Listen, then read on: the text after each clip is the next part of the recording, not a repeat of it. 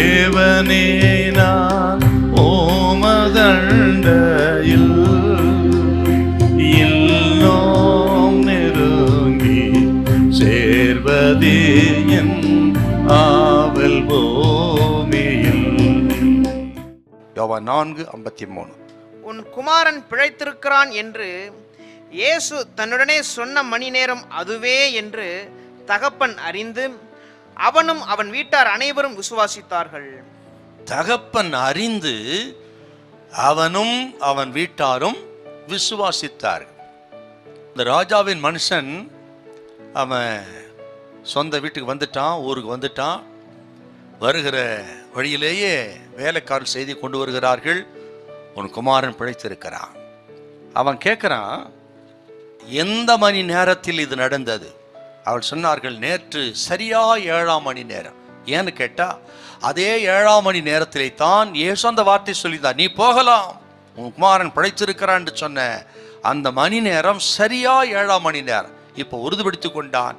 இயேசு சொன்ன அதே நேரத்தில் என் குமாரன் சொஸ்தமாயிருக்கிறான் என்று அறிந்து இயேசு சொன்ன வார்த்தை எத்தனை அற்புதமானது என்று சொல்லி விசுவாசித்து அவன் இந்த சம்பவத்தை நடந்தது தன் வீட்டாருக்கு அவன் சொன்னானாம். பார், இதுல ஒரு விஷயம் என்னன்னா, தன் குமாரன் சுகமாயிருக்கிறான் என்று மாட்டம் நான் அறிந்து கொள்ளவில்லை, சுகம் பெற்று விட்டான் அல்லது சுகம் பெற்றவனை மட்டும் அறிந்து கொள்ளவில்லை, சுகம் கொடுத்தவரை, சுகம் கொடுத்த இயேசுவையும் அவன் சரியாய் அறிந்து கொண்டான்.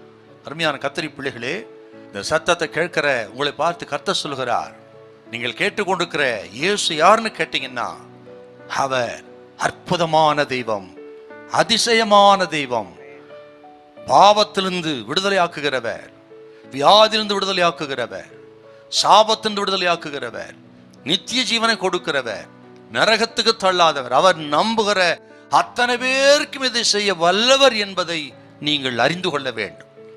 அவன் இயேசுவை சரியாய் அறிந்து தன் குடும்பத்தாருக்கு சொன்னான். பாருங்க, குடும்பத்தாரும் இயேசுவை விசுவாசித்தார்கள். இன்னைக்கு நான் சொல்லுகிறேன், ஆண்டவரை அப்படி நீங்கள் அறிந்து கொண்டவர்களாக இருக்க வேண்டும். அவரால் ஆகாதது ஒன்றுமில்லை. அவர் கரத்துக்கு ஒரு காரியம் வந்துவிட்டால் வெறுமையா அனுப்பிவிட மாட்டார், துக்கமுகத்தோடு அனுப்பிவிட மாட்டார். அவரை தொட்ட அத்தனை பேரும் சொஸ்தமானார்கள். இயேசுவை அறிந்த, அவருடைய அற்புதத்தை அனுபவித்த, ரட்சிப்பை அனுபவித்த நீங்கள் அடுத்தவருக்கு சொல்லவர்களை நடத்தணும்.